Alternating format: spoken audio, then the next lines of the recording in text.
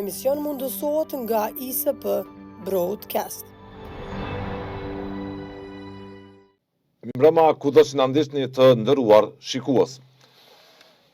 Po konstatohet përfundimisht që zgjedhjet e së dielës me 28 dhjetor të vitit të kaluar në syt e publikut gjatë tërë ditës, këto zgjedhje ishin të rregullta, të lira, demokratike, por si filloi teri, darka, komisionerët futën duart në kutit të votimit dhe e komprometuan, e deformuan vullnetin e votuesit kosovar. Rinumërimi që po vjen ende me vendim të KQZ-s po nxjerr në pat palarat një proces kompromitimi që përfshin komisioner të ndryshëm e ku PDK prin me numër të këtyre deformimeve të vullnetit të votuesit, numri më i madh duket jetë nga Prizreni, vazhdon lidhja demokratike e Kosovës, po ashtu me numër të problemeve të tilla, lëvizja vetëvendosje, AK dhe mund të ndodhë që KQZ nëse kalon mbi 10% procesi i deformimit apo i vjedhjes së votave, kalimit të votave nga një deputet në tjetrin, të shkojë dhe gjithë Kosova në rinumërim.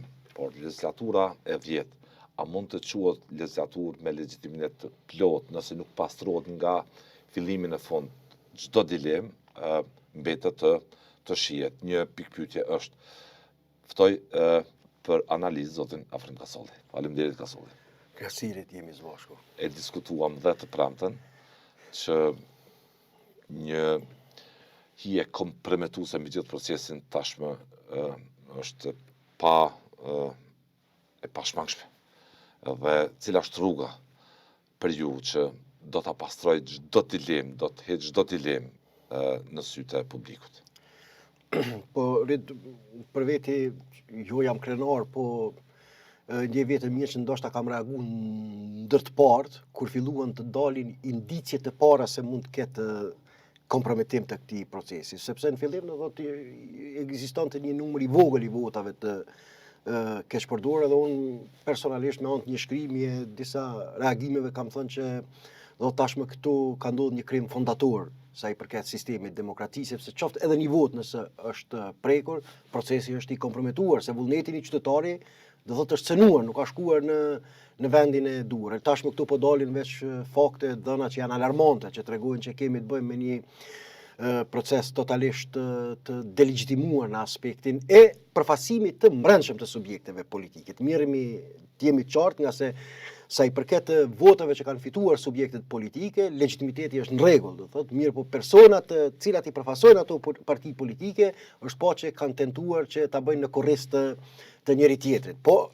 megjithatë edhe kjo është kompromitimi i demokracisë, deformimi i vullnetit, sepse në fundit unë apo ti kemi votuar për një kandidat të caktuar që besojmë se është më i miri, do thotë, për të na përfasuar neve, partinë, sistemin, gjithçka tjetër, mirë po ka ndodhur që ai person do thotë nuk i është numëruar vota në proces të ose janë vjedhur votat, janë dhënë dikujt tjetër që ne nuk kemi besuar që është, do thotë cënimi i besimit është pika e parë, është cënimi i besimit në përfasimin në përfasimin demokratik. Dhe tash këtu bilem në atë kohë, në fillim pa të thonë që prokuroria duhet urgjentisht të reagojë, do të mos humbë kohë, ndërkohë dje prokuroria e bëri të ditur nëpërmjet një komunikate zyrtare që është aktivizuar për të hetuar këtë proces, gjë që e konsideroj të vonuar reagimin e prokurorisë, sepse nuk kishte më dilema se si duhet shkonte kjo punë kur dije siç patëm diskutuar që dije kush ishin komisionerët, cilët ishin vendvotimet që shkuan në rinumërim dhe u pan qarta shpërputhjet. Dhe u pan qarta shpërputhjet ndërmjet rezultateve zyrtare dhe të nënshkruar nga komisionerët e partive politike dhe asaj që po dilte më pastaj nga rinumërimi. Do të nuk kish më hapësirë për ekuivoke. Tash, kjo është në dy dimensione, do thotë, në aspektin juridik e parë, do të pasojat, sanksionimet ligjore që duhet i kenë, por duhet që edhe politikisht, do thotë, nuk mjafton vetëm dimensioni juridik, por duhet që edhe një lloj këndellje politike në raport me këtë temë. Gjitha partitë politike janë në një mënyrë pak apo më shumë të prekura nga ky fenomen i abuzimit, normal disa më shumë, dhe tash aktualisht prim Partia Demokratike e Kosovës sa i përket përqindjes që ka ndodhur në abuzim. Bëra kështu me renditje, Por nuk ka lidhje, nuk ka lidhje. Kjo do thotë tjetër është që subjektet politike tentojnë tash të përfitojnë politikisht edhe prej Hanis tentojnë të përfitojnë, do të argumentoj më vonë pse. Mirë, po qoftë edhe një vot do thotë nuk ka krim të madh apo të vogël në këtë drejtim, është cënuar vullneti i qytetarëve të Kosovës dhe gjitha subjektet politike janë përgjegjëse dhe janë fajtore sa i përket këtij drejtimi dhe këtu tash duhet veçanërisht emrat që janë më të përfolur, do thotë duhet që subjektet politike ta ndërtojnë një lloj distance apo të paktën ta qartësojnë pozicionin e tyre në raport me personat e apostrofuar se pse kanë përfituar në këtë mënyrë, do thotë të palegjshme sa i përket procesit të numërimit të votave nga komisionerët. Pra është nevojitet veprim politik dhe normal veprim urgjent. Po, se prokuroria është vonuar. Për mendimin tim është për bindjen time, tash nuk dëshiroj kështu ta sulmoj prokurorinë sepse në fundit ata mund thoni kemi standardet tona të operacionalizimit, mirë po për bindjen time nga këndvështrimi im si një qytetar, do thotë kur filluan dalin dhënat që ka ndodhur një abuzim masiv sa i përket vullnetit qytetarëve të Kosovës, prokuroria nuk ka pasur nevojë që të pres deri të dielën, ka mundur që me automatizëm të aktivizohet, ta filloj procesin e hetimeve,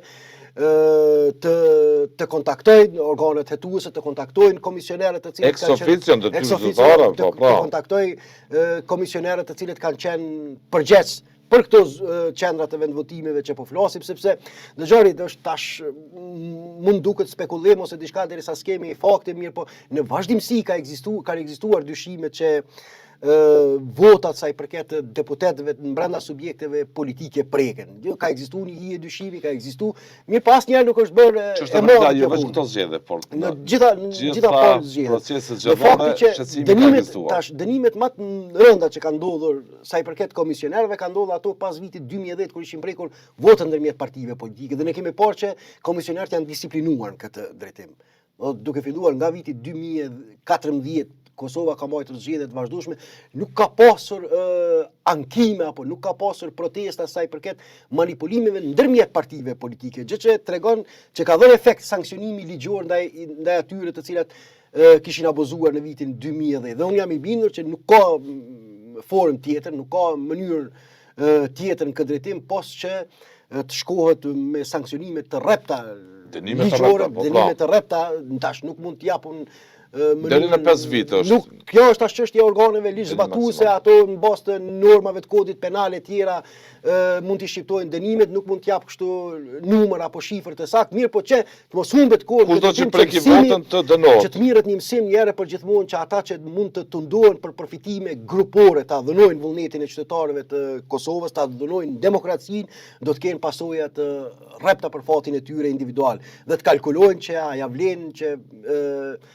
ja vlen të bëhen abuzime të këtilla kur i presin dënime të tilla të rrepta dhe drakonike në raport me këtë krim, sepse kjo është krim fondator i demokracisë, do preket themeli i sistemit demokratik dhe këtu nuk kemi çka të diskutojmë me tutje. Nëse pastrohet nga fillimi deri në fund, reagojnë institucionet e zbatimit ligjit, nga KQZ, që është organizatori i zgjedhjeve me trupat e saj, prokuroria mund të konkludohet që ka legitimitet të plot legjislatura e 10. Çfarë duhet të bëhet që të hiqet çdo behane e përfasimit demokratik e politik. Nëse restaurohet vullneti i mohumi i qytetarëve të Kosovës, sepse kjo është vullneti i mohuar demokratik i qytetarëve të Kosovës, arrihet që të eliminohen të gjitha dyshimet që pas një procesi të spastrimeve nuk ka mbetur asnjë votë e prekur, atë nuk mund thuhet që nuk është rikthy legitimiteti demokratik. Mund të hecet më tutje, por paraprakisht duhet të qartësohet çdo dilemë këtë drejtim. Mund pash edhe disa norma ligjore që botuan media dje shumë interesante, tash duhet bëhen publika, janë zbatuar ato që ishin ndaluar komisioneri një partie politike t'i numëroj votat e deputetëve të subjektit të tij politik. Dhe kjo duhet, atëherë KQZ-ja ka qenë strikte në raport me këtë monitorim, ai ka monitoruar apo zbatohen normat e saj ligjore. Është zinxhiror, kjo shkelje është zinxhirore dhe duhet të qartësohet deri në fund që edhe trupat administrative të KQZ-s t'i japin përgjegjësi dhe llogari, nëse nuk është zbatuar dhe kanë lejuar të restaurohet ky punë. Ka mundësi të restaurohet, mirë, por nuk duhet të kalojë pa pasojë në mënyrë që të transmetohet mesazhi dhe mësimi një herë për gjithmonë që po preken votat në kutitë e votimit. Edhe një qoftë ajo, pasojat janë të pa pasojat do të jenë fatale për ata, për individet të cilët i prekin. Kjo tash është aspekti individual, sepse faji gjithmonë është në xhari, tash realisht këtu është problemi, është faji është individual, por përgjegjësia është kolektive. Por këtu kanë përgjegjësi edhe subjektet politike, për komisionerët që i kanë emëruar, si do të marrin ato masa të ardhmen që sa do të jenë imune që të mos emërojnë komisioner të tillë. Dhe në aspektin politik kjo duhet të analizohet, do thotë që çfarë masa do të marrin, çfarë mekanizma, si do ta bëjnë selektimin e komisionerëve në mënyrë që të mos binë prej thirrjeve për manipulim. Në këtë drejtim duhet të veprohet etike tash të ndodh. Sot, nesër, pas nesër. Sot është jetike prokuroria. Sot është jetike që e para do thotë të vazhdojnë në mënyrë sa më të shpejt procesi i rinumërimit të votave. Transparencë të plotë. Transparencë të plotë, të qetësohen dyshimet, të eliminohen dyshimet, që ky proces është i kompromituar. E para është një që i takon mekanizmave të mbrendshëm të KQZ-s, do të thotë që është detyrimi i KQZ-s. E dyta është që prokuroria menjëherë duhet të dalë me dhëna konkrete se ku kanë shkuar hetimet dhe se si po shkon procedura e kontaktimit dhe mbase të ndërtimit të aktakuzave ndaj personave që kanë qenë të involvuar në këtë drejtim. Dhe e treta, subjektet politike do ta marrin përgjegjësinë politike, ato nuk mund të justifikohen këtë rast, ta marrin përgjegjësinë politike për këtë dënim që ju ka ndodhur vullnetit demokratik të qytetarëve të Kosovës dhe të distancohen jo vetëm formalisht dhe kështu në mënyrë të ftoftë apo vetëm formalisht ndaj këtyre praktikeve, por me veprime më konkrete të distancohen nga ky abuzim që ka ndodhur, sepse ka të bëjë me antar dhe përfaqësues të subjekteve të mbrëmshme politike që e kanë bërë një veprim të tillë. Pra është në mënyrë të trefish duhet prokuroria, KQZ dhe subjektet politike bashkërisht, secila brenda kompetencave dhe përgjegjësive të veta, sot duhet të dalin me dhënat e para në këtë drejtim që apo shkohet në drejtim të restaurimit të demokracisë. Procesi i lënduar është. Është procesi i lënduar dhe mjerisht dhe fatkeqësisht unë prapë po tham tash unë në fakte nuk kemi sepse dhe ka kaluar kohë, mirë, po dyshime kanë ekzistuar se në çdo palë zgjedhje abuzime të tilla të mbrëmshme ka ndodhur sa i përket përfaqësimit politik. Dhe tash ne vetëm mund të kalkulojmë, tjetër që nuk është bërë ajo e madhe, mund të kalkulojmë se sa deputeti ka qenë ai i cili nuk e ka pasur legitimitetin dhe përfaqësimin qytetar, por atë të konjunkturave të mbrëmshme partijake e të manipulimeve nëpërmjet komisionerëve që votat e qytetarëve nuk i ka marrë. Por e ka siguruar ulsen e deputetit në mënyrë konstruksionin e votave të rreme nga komisionerët. Ka humbur ditën nga vullneti i qytetarëve të Kosovës, por ka përfituar natën nga numërimi i komisionerëve. Dhe kjo që po bëhet tash publike, besoj nuk është vetëm kësaj here që ndodh. Po tash është bërë madhe, tash më po kërkohet sensibilizim i opinionit publik që njëherë për gjithmonë të ndërpriten këto praktika. Po ndëgjoj, kjo tregon e para se si partitë politike, e para do thotë kjo tregon që si partitë politike në Kosovë ende nuk e kanë problem që të jenë korrekte në raport me standardet e legitimitetit demokratik. Kjo është më e rëndë. Të njëjtat nuk kanë të lashe pse përfaqësuesit e tyre nuk kanë legitimitet demokratik. Dhe kur dhunohet ky parim, ky shkon me efekte zinxhirore.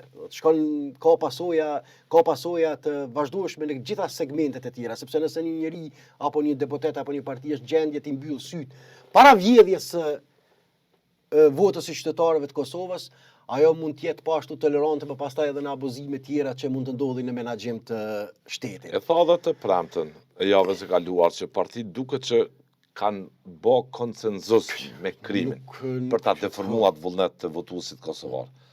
Edhe për ta vjedhur në një farë mënyre atë vullnet për t'ja vendos dikujt tjetër. Nga diku tjetër mbi 6.000 po shkon numri atyre kandidatëve që kanë përfituar mënyrë paligjshme nga ky proces. Nga gjitha partitë, po Tani, kush o betejë e partive? Ta zëme e Zotit Kurtin në raport me PDK-n, me LDK-n, me AK-n. A do të përpiqen ta, si me thonë, ta kapitalizojnë. Ta ilustrojnë, ta japin. Ta qartësoj pozicionin tim, do thotë nuk është që unë po justifikoj këtë që ka ndodhur, mirë po shihet një lloj tendence që më shumë se të shqetësuara me këtë abuzim tashmë partitë politike kanë filluar ta shfrytëzojnë edhe këtë rast për kalkulime, për përfitimet e tyre politike. Kemi një vërshim, sidomos nga ana e lëvizjes vetëvendosje të komenteve, duke tentuar që ta portretizoj Partinë Demokratike të Kosovës si një formacion recidivist në raport me krimin, e cila edhe përkundër kësaj kohe sa ka qëndruar në opozit, nuk po arrin të kurohet nga praktikat e saj të abuzimit me praktikat e abuzimit ligjore demokratik. Pra një subjekt, pak a shumë këto janë justifikimet, një subjekt i cili me që pushtetin dhe shtetin u ka minuar Albin Kurtin, pasi nuk kanë më çka të vjedhin, kanë filluar ta vjedhin njëri tjetrin. Ky është pak a shumë interpretimi politik që po tenton ta shfrytëzoj lëvizja vetëvendosje në këtë drejtim dhe përfituese, edhe kjo të mos keq kuptuar, përfituese e kësaj vjedhje industriale të votave politikisht, mos më të madhe është lëvizja vetëvendosje. Do të juridikisht është tjetër. Juridikisht, çdo kush duhet të japë përgjegjësi. Dhe parimisht nga këndvështrimi im, të gjitha partitë janë të njëjta, pavarësisht në njërin a është krimi më i madh apo më i vogël. Qoftë edhe një votë nëse është prekur, secila prej tyre ka ndërtuar konsensus që ta dhunojnë përfaqësimin demokratik. Këndvështrimi im juridike, profesionale, moral e qytetar është ky. Do të për mua nuk ka dallime në këtë drejtim. Mirë po tash ne po flasim për betejën politike që po zhvillohet tash. Në të njëjtën kohë edhe lidhja demokratike e Kosovës deri dje pavarësisht ishte e heshtur, mirë po një reagim të Lumir Abdixhikut dhe ai po tenton ta shfrytëzoj për agjen të tij politike dhe personale këtë që u bë rrezimin që të mbjetoj rrezikun dhe ta marr si që ta marr si simptom të asaj sepse rruga e tij ka qenë e drejt nga se janë klane tradicionale brenda këtij subjekti politik të cilët janë kundër reformave, janë Abdixhiku përshfrytëzon për vetë që mbjetoj në LDK. Është mesazhi i tij i djeshëm ishte i qartë. Mesazhi i tij ishte i djeshëm i qartë dhe ai e bëri qartë që nuk e ka plan të jap dorëheqje prej pozitës së kryetarit të LDK-s. Përkundër rezultatit të disfavorshëm të LDK-s si subjekt politik, sepse votat e LDK-s nuk janë vjedhur. Të jemi qartë. Si lider politik i LDK-s, Abdixhiku ka dështuar në drejtim të ngritjes së lidhjes demokratike të Kosovës. Mirë po tash hajnin që ka ndodhur brenda ai po tenton të shfryzojë si diçka që edhe kjo humbje e jashtme e LDK-s është pasojë e këtyre malverzimeve të brendshme që kanë ndodhur dhe që tregon që rruga e reformave dhe ngritjes së LDK-s nuk ka lënë pas pastrime nga këto elemente tradicionale brenda lidhjes demokratike të Kosovës. PDK-ja në këtë drejtim është pak më e heshtur, vetëm është për shkak se është lënduar mas të madhe sa i përket këtij procesi, imazhi i saj sidomos është jashtëzakonisht i goditur. Në fundit PDK i gjithë kalkulimi, i gjithë pretendimi ka qenë që Partia Demokratike e Kosovës të jetë forca kryesore opozitare ndaj lëvizjes vetëvendosje gjatë mandatit të ardhshëm. Dhe ajo e cenuar në këtë drejtim. Do të jenë lënduar në këtë drejtim të ballafaqimit me lëvizjen vetëvendosje sepse ka ndalë të dhëna që e ka shpërfillur, do thotë, parimin bazë të demokracisë. Dhe kjo i krijon një farloj komoditeti lëvizjes vetëvendosje, për shkak se gjatë gjithë kohës e imunizon po thonë. Po ndëgjoj, politikisht po flas, jo juridikisht, edhe do që unë po e justifikoj. Ne po flasim betejë që po zhvillohet në opinion, do të thash gara për fajtorin kush po fiton garën, po. Gara për fajtorin e madh, sepse e demobilizon moralisht Partinë Demokratike të Kosovës që të jetë fronti kryesor politik ndaj lëvizjes vetëvendosje, nga se e njëjta kanë tentuar që jo të jetë parimore në raport me përfaqësimin demokratik, por që ta ndërtoj këtë të fundit për përfitime grupore në dëm të idealit të demokracisë. Po i thon Kurtit hajn. PDK dhe LDK. Si do të Po është relative tashmë kjo, kanë relativizuar kritikën, dëgjoj, kanë si do të përgjigjet Kurti kjo? Është fatale është për këto subjekte, pas një humbje prej 50%. pas një humbje, pas një fitore për 50%, edhe me abo këtë gabim, edhe këtë handicap vetes, kjo është fatale për këto subjekte politike. Për mua është E ushqyen kurtën, e ushqyen kurtën, për mua është e pak konceptueshme, është nonsens logjik, do thot me e devalvu veten moralisht në sytë e opinionit nga ky abuzim në një kohë kur kanë përballë një pushtet i cili ka monopol të jashtëzakonshëm. Çka flet kjo? U komplementu fronti opozitar. Absolutisht po. Moralisht po. Po. Kush ka drejt i thot nesër një pushtetari hajn kur një subjekt politik nuk ka qenë në gjendje ta menaxhoj si duhet shtëpinë e tij. Kur brenda shtëpisë e tij ka ndodhur fillimisht hajnia. Do të çka flet kjo? Kjo tregon shumë çka se si kanë degraduar këto parti politike nga munkesa e interesit të përbashkët të kolektiv. Nga se nuk është rastishme edhe kjo nuk është rastishme edhe ky abuzim që ka ndodhur, sepse të njëjtat nuk e shohin si ideal mbrojtjen me çdo kusht të demokracisë, por përfaqësimin grupor në dëm të kësaj të fundit. Do të kjo është mëkati më i madh që ju ka ndodhur këtyre subjekteve politike. Betejë që është zhvilluar jo më ne si grup kolektivisht në mbrojtje të disa idealeve, qoftë edhe të militantizmit demokratik.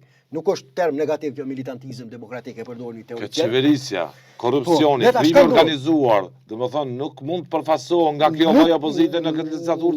Nuk mund të luftohen moralisht para opinionit publik nga kjo opozitë pas kësaj që ka ndodhur. Për shkak sepse të njëjtat kanë dëshmuar që nuk e kanë problem mbrojtjen e demokracisë. Nuk e kanë problem si ta sfidojnë Albin Kurtin. Si ta sfidojnë Albin Kurtin ose këtë qeverisjen e tij, monopolin e tij të pushtetit. Por se si ta luftojnë njëri tjetrin që të përshtaten brenda rregullave, se si të përshtaten brenda këtij sistemi. Kjo është domi më i madh moral e politik që i ka ndodhur kësaj opozite. Do të thonë edhe me me bë këtë gabim fatal në një kohë kur partia fituese e zgjedhjeve i ka marrë 51%, gati 51% të votave dhe strategjikisht apo taktikisht me ra prej e këtij tundimi do që e kompromiton agjendën e tyre për mua është po hiç fare front opozitor pikpamje morale që të përballen. Pikpamje morale në pjesë se ndëgjoj lufta kundër abuzimeve dhe keqpërdrimeve të pushtetit bëhet edhe nga institucionet juridike, bëhet nga po flas vetëm për betejë politike. Po flas vetëm për betejë politike. Ato që kanë dëshmuar subjektet opozitare, rrallëpar për shkak të humbjes zbehjes së moralit të tyre të brendshëm politik e të idealeve politike kanë dëshmuar që nuk e kanë preokupim si ta mbrojnë demokracinë si tërësi, por si të përfitojnë për veti grupe të caktuara në dëm të normave demokratike. Dogjen shansin e një fronti opozitar. Dogjen shansin e një fronti opozitar i kompromituan kauzat e tyre politike sepse do t'i shoqëroj vazhdimisht kjo barr dhe do t'i shoqëroj kjo hije e madhe dyshimi nga kjo që ndodhi. Për ta përmbyll këtë rrëfim, e para po flas veç për politikisht si do shfrytëzohet kjo situatë, sepse puna ligjore. Dhe në fund, kush janë ata që po tentojnë të përfitojnë nga kjo hajni? Janë vetë personat e apostrofuar. E sheh se kanë filluar me të madhe si njëri si tjetri nga gjitha partitë politike të dalin si janë viktima të një komploti që është ndërtuar ndaj tyre, të cilët nuk kanë pasur asnjë informat për atë që po ndodh, por që kanë pasur për qëllim ta kompromitojnë autoritetin e tyre publik. Më duket nonsens logjik. Pse cili ka qenë interesi i komisionerëve? Për te betejës politike ka thonë cili ka qenë interesi? Tash prokuroria këtu, po veç ta prokuroria këtu normal që duhet të tentoj t'i gjejë edhe lidhjet kauzale ndërmjet personave që kanë përfituar nga personave që kanë përfituar dhe kryesave të këtyre veprave. Po më duket nonsens logjik, cila është arsyeja që do thot personat e sipër përmendur që janë mas më të madhe, do thot kanë përfituar nga ky abuzim, nuk kanë qenë lider të partive politike. Në fundit nëse i dashur të ndërtohet një strategji për të kompromituar kundërshtar politik, atëherë kjo ka mund të bëhet ndaj Bedri Hamës apo dikujt tjetër, po jo ku e diuni ndaj një drejtoreshe të arsimit në qytetin e Prizrenit apo disa personave pa peshë të madhe politike. Kështu që përpjekja e tyre tash për ta shfaqsuar veten, për të shfaqur viktima është edhe më çesharake dhe më e papranueshme se sa abuzime që paraqiten si të befasuar. Ç'ndodhi? Si ndodhi më? Si ta diu në këtu nga Prishtina si ndodhi vjedha në Prizren?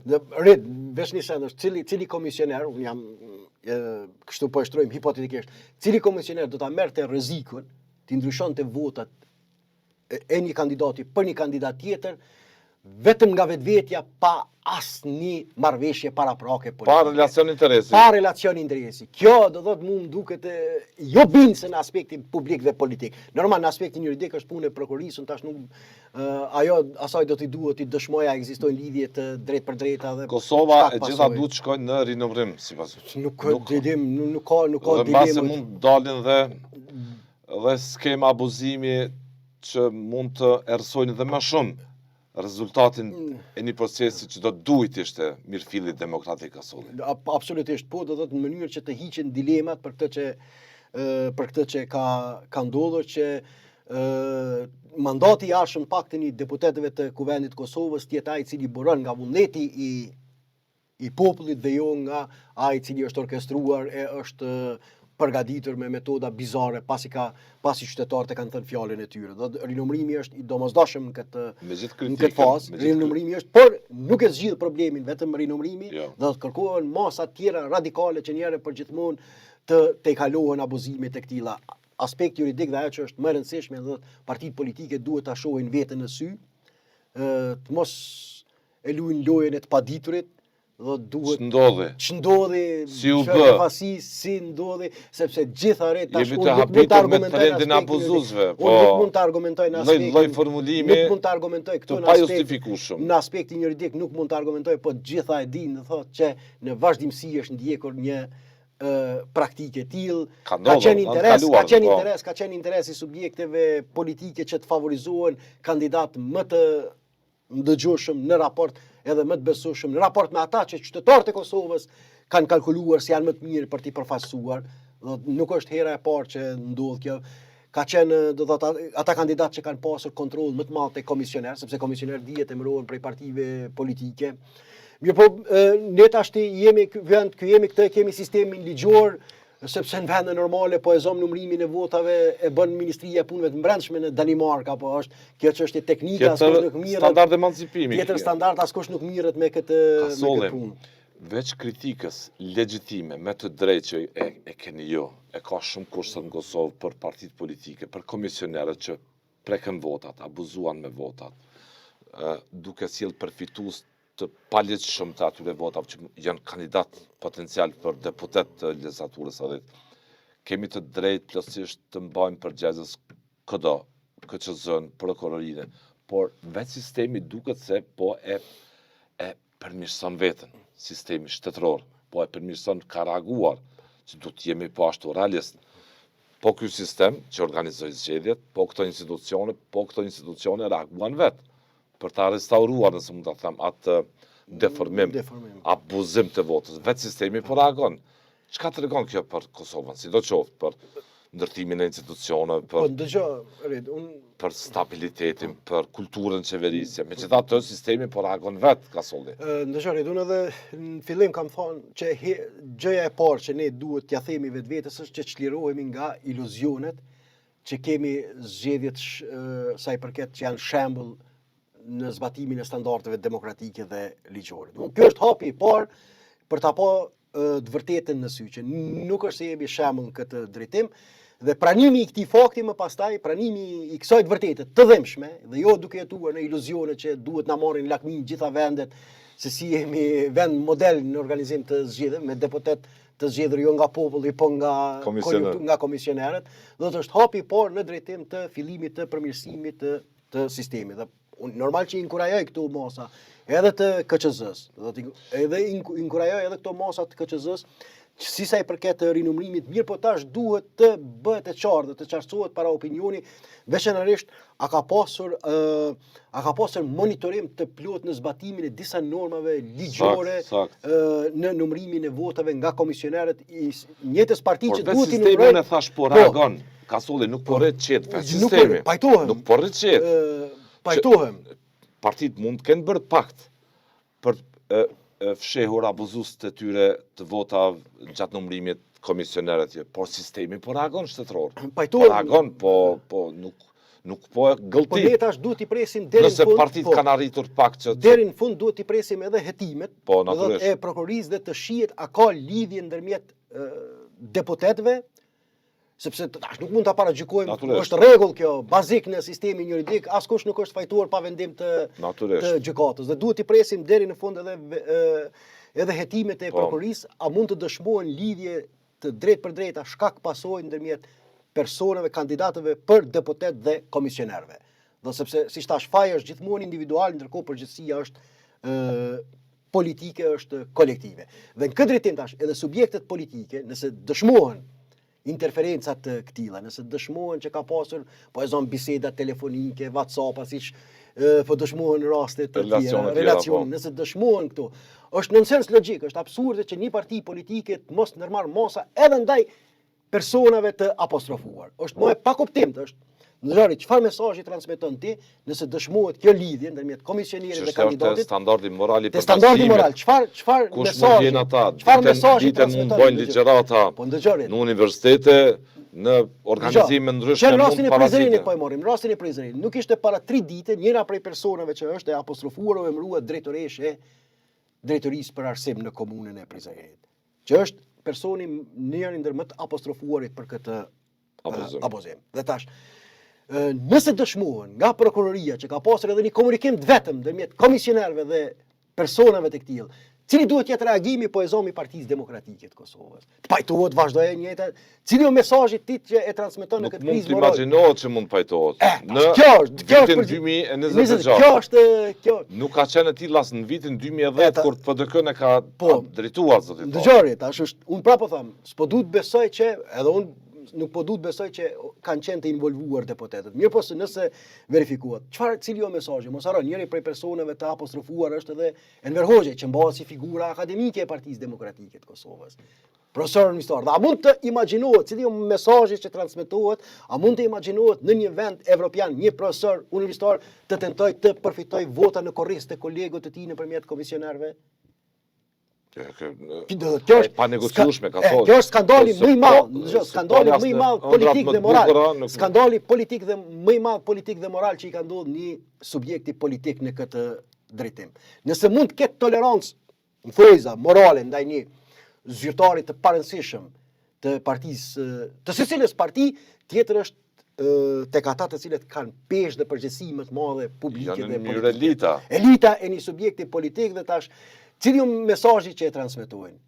Do që demokracia nuk është e rëndësishme për legjitimitet, por krijimi i konjunkturave të mbrëmshme nëpërmjet komisioneve. Washington Post ka demokracisë vdesin në errësirë, është shembull eklatant, Demokracia në Kosovë vdes në errësirë nga drejtim.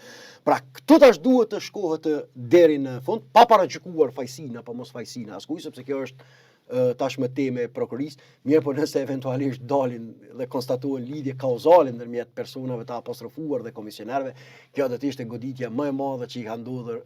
Edhe për neve është e befasishme se si shprehen të befasishëm. Udhëheqësit e partive se çfarë u ka ndodhur. Dëshmitar raportime të skema të tilla të abuzimit edhe në zgjedhjet të kaluara, por duket që kjo partitë kanë marrë leksion nga zgjedhjet e vitit 2010, kur pat prekje të votës nga njëra te partia tjetër, por që ka ndodhur. Ajo u tekalu ajo. Brenda partive politike, kur komisionerët nxorën votat nga një kutia të vendosën te kutia tjetër, kjo ka ndodhur, por që prokuroria nuk ka qenë aktive, duket që jënë trimëruar edhe komisionerët nga ishte institucion zbatues. Deri më tani do thotë askush me sa diunë nuk është sanksionuar penalisht. Normal duhet të analizojmë, mos flas pa fakte konkrete, por me sa di nuk është sanksionuar deri më sot. Mesazhi nuk është shuar në mënyrë të vendosur. Askush nuk është sanksionuar penalisht dhe juridikisht për këto praktika që kanë ndodhur. Ka pas akuza, mos harro. Akuza të vazhdueshme, ne patëm zgjedhjet. Po ndëgjoj, ne patëm në zgjedhjet e nënshkurtit. Akuzat të mbrëmshme nga zyrtarë të Lidhjes Demokratike të Kosovës ndaj një pjesë të LDK-s që kanë bërë inxhiniering me votat e diasporës. Mirë, por nuk pat reagim të prokurorisë. Dhe kjo e ka inkurajuar. Këtu është edhe përgjegjësia e prokurorisë që nuk i ka marrë me kohë dhe nuk ka reaguar me kohë ndaj indicive të këtilla që kanë ekzistuar. Civile, mediat, si analist ka solli. Po ne mund ta ngrisim zërin. Alarmoni situatën në këto përmasa, tek atëherë po reagon prokuroria, institucionet tjera zbatuese të ligjit, se po nevojitet, po imponohet për të bo alarm një çështje që ka të bëjë direkt me demokracinë, me sistemin politik. Unë besoj që ja vlen të hetohet. Pastaj të reagon. Unë besoj që ja vlen të hetohet se a ka reaguar prokuroria, sepse nuk ka nevojë të pritet edhe ndaj akuzave që kanë ekzistuar për zgjedhjet e 9 shkurtit me këtë inxhiniering të brendshëm elektoral. A kanë mbetur ato vetëm në nivelin e akuzave ndaj njëri tjetrit, apo është hetuar ai proces? Do të nëse ka mbetur, sepse ti ke përgjegjësi publike, nëse një kandidat për deputet e akuzon kandidatin tjetër që i ka vjedhur votat, ka pasur absolutisht Driton Selmanaj, që tashmë i njëjti detyrohet të ballafaqohet me të njëjtën akuzë në qytetin e Prizrenit. Ndaj kryesisë së partisë që kanë ndikuar që të mbetet jashtë ulësës parlamentare për shkak të intervenimit në votat e diasporës. Me sa di unë, tash nuk jam i sigurt, me sa di nuk kam pa asnjë veprim të prokurisë. Dhe në këtë rast ajo duhet të publik nuk ka. Nuk e, ajo është dashur të aftoj pa asnjë ekivoke, pa humbur kohë që ti dëshmoj pretendimet e këtilla para organit të akt akuzës në mënyrë që të fillohet ky proces. Mbase sikur të ishte filluar atëherë, sot situata do të ishte më ndryshe. Më mirë vonë se kur, mirë po megjithatë kemi ardhur në këtë situatë sot ku jemi që konstituimi ku vende me gjas do të vonohet, asole.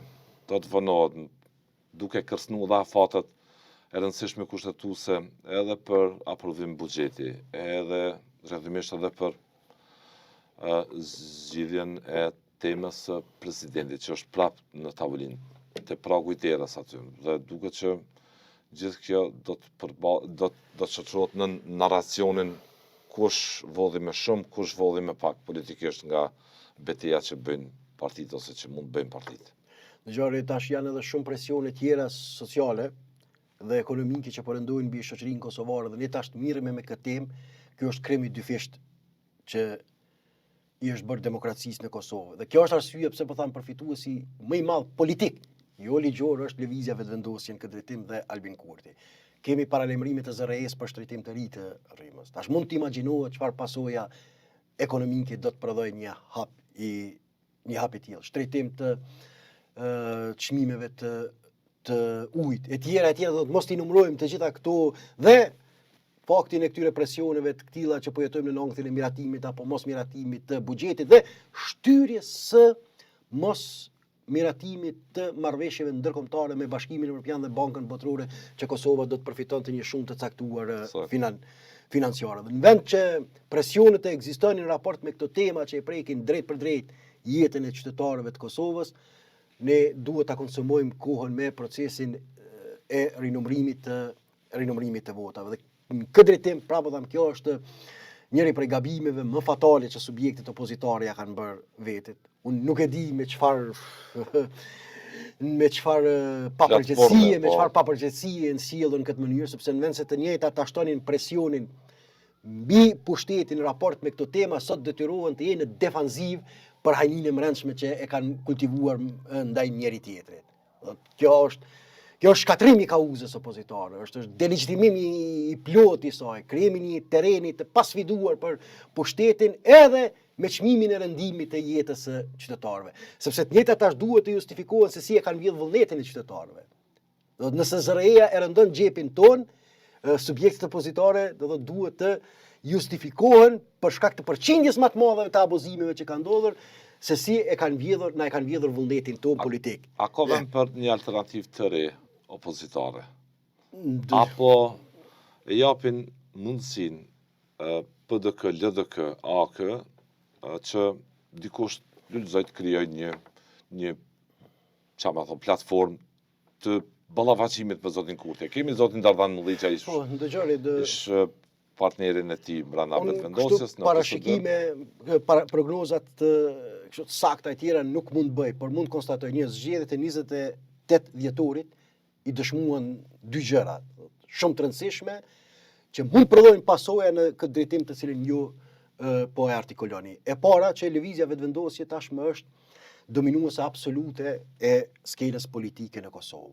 Dhe që fitoria e saj me 28 dhjetor nuk është më aksident, siç ishte tentuar të paraqitej ajo e 14 shkurtit të vitit 2021, por po shndrohet në normë politike. Dhe e dyta, këto dy teza kryesore ne duhet i kemi në mendje që na kanë transmetuar zgjedhjet 28 dhjetor, dhe e dyta që subjektet e deri tanishme opozitare me qasjen të cilën e kanë ndjekur kanë dështuar ta sfidojnë dhe ta minojnë pushtetin e lëvizjes vetëvendosje. Pra jemi ndërmjet një dominimi absolut në njërin anë të Albin Kurti dhe të formacionit të tij politik që e përfaqëson, duke u rritur edhe në komuna, sepse ne kemi bashkëbiseduar këtu kur ai fitoi 7 komuna, nuk duhet të injorohet ky sinjal i qartë, nuk duhet krijohet nga se pas 6 muaj, 7 muaj blokada e arriti t'i marrë edhe 6 komuna, që tregon që po e shtrin edhe atë që i ka munguar tradicionalisht lëvizjes vetëvendosje, ndikimin e saj në nivelin horizontal, krijimin e strukturave që tashmë po treguar efikase në marrjen e komunave. Dhe e para do thotë është kjo, kemi dominimin absolut, dhe e dyta që subjektet opozitare kanë dështuar që të kenë sukses në sfidimin ndaj lëvizjes vetëvendosje. Kjo na shpjet, Dhe tash ne jemi ose këtu, nuk e përjashtoj rëndësi sepse nuk kemi fund historisë. Lindja nëse më të thëmë një alternative që mund të bëj bashk gjithë gjërat që mund të jetë pa përfaqësuar. Pajtohem nga kjo. Unë nuk e di se çka mundu, sepse nuk jemi në fund të historisë. Natyrisht. Nuk jemi në fund të historisë, mundësia e ndryshimeve nuk është e mbyllur. Absolutisht dera është e hapur, mirë po që nëpërmjet qasjes çfarë opozita e ka ndjekur deri tashmë kjo nuk çon në ndryshime. Këtë duhet ta qartësojmë si pozicion teorik dhe politik. Do të thotë kjo opozitë nuk mund në këtë formë nuk mund të prodhojë ndryshime, dhe se ose do t'i duhet asaj vetë të ndryshoj që të prodhohet ndryshimi në shoqëri. Do të mësimi i parë që duhet ta ketë kjo opozitë është që pa ndryshimin e vetvetes nuk mund të ndryshoj sistemi nga jashtë, dhe tjetra që është më kryesore, nëse ajo nuk e bën këtë hap cilësor dhe kualitativ, krijon vakum sa i përket nevojës së përfaqësimit të pakënaqurave në shtetin e Kosovës, dhe nga ky vakum mund të lind një forcë re politike, apo njëra nga ato të vogla që janë mund të fuqizohet që të bëhet prijetare e një opozite të e një opozite të mirëfillt. Ta thënë Mulliçaj, do të hyj garës kurdo në zgjedhje, kurdo që ato mban. Po jep parlamentin publik për sa kohë që më herët, kishte thënë që nuk ka pasur dilema. Po. Tash këtu jemi në këtë situatë, dominim absolut i lëvizjes vetëvendosje, pa aftësi opozitare për ta sfiduar këtë. O i duhet opozitës që ta ndryshoj vetveten, që ta mri këtë cak politik, ose nëse nuk e bën këtë kapërcim të rëndësishëm, atëherë mund krijohet terreni edhe për çdo qoftë, po hyjnë emra të përvetshëm, se kush mund të jenë mbarësit e një platforme opozitare, mirë po vakumi që krijohet nga mungesa një opozite të mirëfillt nga Albin Kurtit mund të rezultojë me në fundit edhe ka ndodhur, nuk është ndonjë praktikë që s'ka ndodhur. Vetë mos harro, në vitin 2004 Lidhja Demokratike e Kosovës për herë të fundit i ka fituar zgjedhjet. Në vitin 2005 është krijuar lëvizja vetëvendosje. Si një formacion minor, totalisht minor sa i përket ndikimit politik. Më tepër lëvizja vetëvendosje ka qenë identifikuar me protestat e saj publike, me aksionet e saj, me performancën e saj publike, se jo që ka pasur shtrirje elektorale. Ku jemi sot?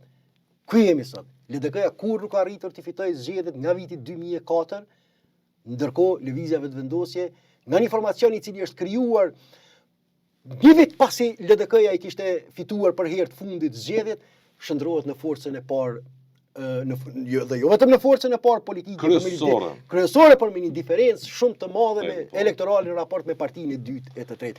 Kështu që LDK e tjera duhet të nxjerrin leksion nga gabimet e tyre nëse e synojnë frontin si duhet serioz politik me zotin Kurti. Nëse të njëjtat mirëfilli kanë për synim ta minojnë ndikimin e Albin Kurtit, hapi i parë që duhet ta bëjnë është ta ndryshojnë vetveten. Pa ndryshimin e vetvetes, do të thotë pa krijimin e një opozite tjetër frontale në raport me këtë pushtet, jo defanzive, është e pamundur që të arrihen rezultatet e projektuara politike. Të falenderoj për kohën, Kasulle. Ishte kënaqësi. Lutem.